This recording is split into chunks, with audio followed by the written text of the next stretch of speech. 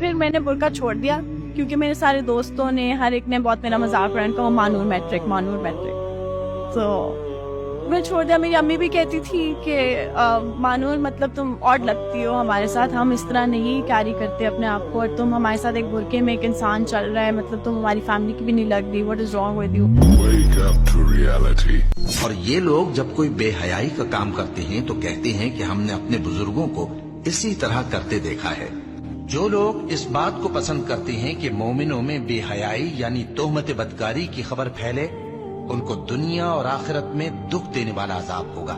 جو بیکار باتوں میں پڑے کھیل رہے ہیں, جس دن ان کو آتش جہنم کی طرف دھکیل دھکیل کر لے جائیں گے اور کہا جائے گا یہی وہ جہنم ہے جس کو تم جھوٹ سمجھتے تھے. تو کیا یہ جادو ہے یا تم کو نظر ہی نہیں آتا؟ اس میں داخل ہو جاؤ اور صبر کرو یا نہ کرو تمہارے لیے یکساں ہے. جو کام تم کیا کرتے تھے یہ انہی کا تم کو بدلہ مل رہا ہے.